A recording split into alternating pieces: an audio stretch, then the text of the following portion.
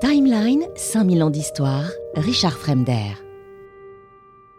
Poitiers, vous voyez, c'est plus qu'une simple défaite militaire, c'est un point de rupture. L'autorité royale est entamée, la société féodale s'effondre lentement, le pays entre dans une période de troubles, des émeutes urbaines, des jacqueries paysannes, des conflits entre les grands seigneurs, et pendant que la France se délite, l'Angleterre, elle, semble triompher.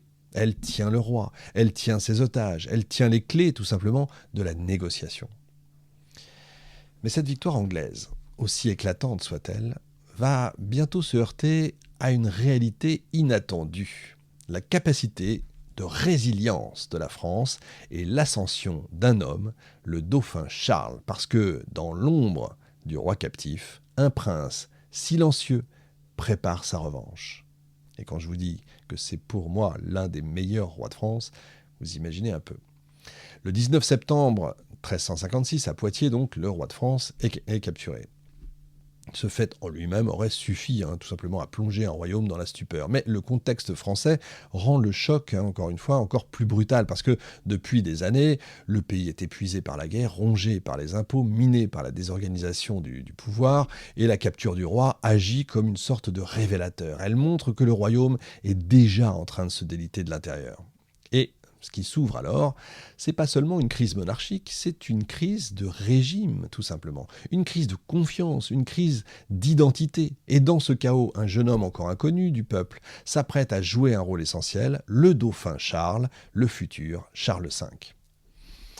À Paris, la nouvelle de la capture du roi a l'effet d'un tremblement de terre, vous pouvez l'imaginer. La ville, Paris, a toujours été un peu spéciale. Évidemment, la ville est nerveuse, elle est surpeuplée, elle est traversée par les tensions entre les marchands, le clergé, la noblesse, et tout ça s'embrase presque instantanément. Parce que tout le monde comprend ce que signifie cette défaite. Le roi est absent, le pouvoir est vacant. Et j'ai l'habitude de dire, vous connaissez certains depuis très longtemps, que c'est la théorie, vous savez, la nature a horreur du vide. Et quand il y a un vide, il faut fatalement que quelqu'un ou quelque chose prenne la place. Et le dauphin Charles a à peine 18 ans. Il est contraint d'un coup de prendre les rênes d'un pouvoir qu'il n'a pas souhaité, ni même préparé. On lui impose en plus un conseil, il doit composer avec les États généraux, cette assemblée, vous savez, de représentants des trois ordres du royaume, donc les trois ordres, c'est ce qui se passera à la Révolution française, la vraie, celle-là, même si là, c'est un peu les prémices, c'est assez extraordinaire, la ressemblance en fait des faits. Vous savez, les trois ordres, ceux qui prient, ceux qui travaillent et ceux qui combattent. Donc ceux qui travaillent, ce sera le futur tiers-état. Ceux qui prient, évidemment, c'est le clergé. Et la noblesse, c'est celle qui combat. Ceux qui ont le droit de porter l'épée et de défendre les deux autres. C'est un peu ça. Donc cette assemblée de représentants des trois ordres du royaume profite de la situation pour réclamer des réformes, forcément, des garanties et des contre-pouvoirs. Mais surtout, la bourgeoisie parisienne est menée, j'en ai parlé rapidement tout à l'heure, par un homme énergique, déterminé, Étienne Marcel. Les Parisiens connaissent Étienne Marcel, il y a sa statue devant l'hôtel de ville, à Paris. Étienne Marcel entend ne plus laisser la monarchie gouverner seule. Il est préfet des marchands, figure de la haute administration municipale. Encore une fois, c'est une sorte de maire, mais c'est le prévôt des marchands, et notamment les marchands fluviaux, puisque vous savez que la ville de Paris, traversée par la Seine, c'est par la Seine en fait, que passent la plupart des marchandises à cette époque-là.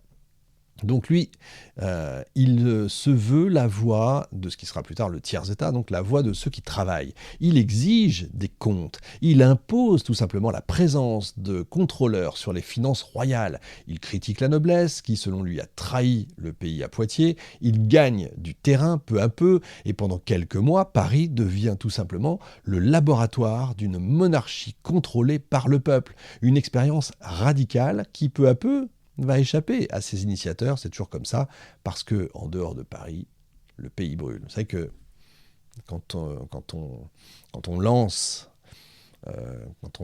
je dirais, une tornade, très souvent, on se la reprend un peu dans la figure. Vous savez, c'est un peu comme ça, les révolutions brûlent leurs enfants. Et au printemps 1358, dans le nord du royaume, vous avez une révolte d'un genre nouveau, là aussi, qui éclate. C'est une insurrection de paysans, brutale, spontanée, sans aucune organisation, sans aucun programme politique. Et elle prend pour cible la noblesse, les châteaux, les abbayes et tout ce qui, en gros, représente le pouvoir seigneurial. On va l'appeler la jacquerie, du nom moqueur que les nobles, en fait, donnaient aux paysans, Jacques Bonhomme. Hein, un Jacques Bonhomme, c'est un paysan, en fait. À Beauvais, à Clermont, à Meaux, les paysans brûlent les demeures, ils vont piller les réserves, ils vont violer, massacrer, parfois avec une cruauté inouïe qu'on n'imagine pas. Pourquoi une telle explosion de violence ? Eh bien, encore une fois, parce que la guerre a tout détruit. Les récoltes, les troupeaux, les routes, parce que les seigneurs ruinés continuent, eux, d'exiger leur redevance, parce que les troupes royales, souvent absentes ou complices, laissent tout simplement faire les compagnies de pillards qui rançonnent les villages. Et parce que surtout, encore une fois, le roi est absent. Le roi, c'est le seul qui, dans l'imaginaire médiéval, peut faire cesser l'injustice. Or, il n'est plus là. On a encore ça, hein, on a encore cette vieille notion que chez nous, c'est un président, mais que le président peut tout et doit tout faire, etc. C'est assez curieux d'ailleurs, c'est resté dans l'imaginaire collectif. Le soulèvement est vite réprimé. La noblesse est humiliée à Poitiers, certes, mais elle se venge, et elle se venge férocement. Elle écrase la jacquerie avec une violence égale, en fait, à ce qui se passe sur le terrain.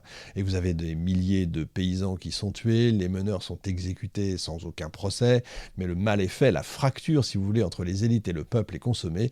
Le royaume n'est plus seulement divisé entre deux rois, mais il est divisé en lui-même.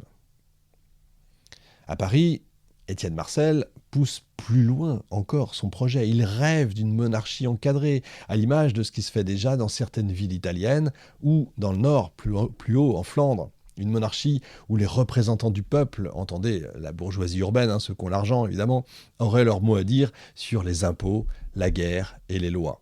Et très exactement, quelques siècles plus tard, en 1789, c'est exactement les mêmes, pour les mêmes raisons, qui vont vouloir prendre ce pouvoir.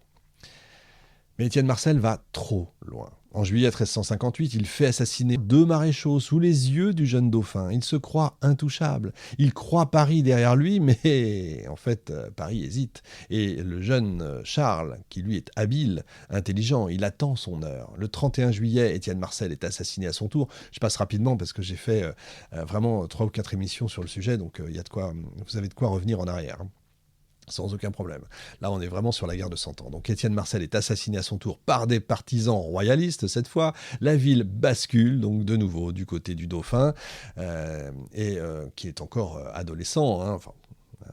Il a un peu plus de 18 ans, mais il n'a pas d'armée, il n'a pas d'argent, il n'a pas de roi derrière lui, mais il montre une intelligence politique extrêmement rare. Il refuse la vengeance. Lui, il est pour l'apaisement. Il restaure, il organise une sortie de crise. Et ça, c'est extrêmement important. Et à travers ces mois de chaos, Charles, le dauphin, alors pourquoi dauphin ? Vous pouvez vous poser la question, parce que tout simplement, il est le premier à avoir ce statut de dauphin, et tous les premiers fils du roi seront ensuite les dauphins du roi de France. C'est parce que le Dauphiné s'est rattaché à la France, et que le Dauphiné, donc avec pour emblème dauphin, donc s'est rattaché à la France, et en échange, c'est comme ça que le premier né du roi, le premier fils du roi, aura le titre de dauphin. Voilà, c'est pour ça, si vous vous posez la question, au moins, comme ça, vous savez. Timeline, 5000 ans d'histoire, Richard Fremder.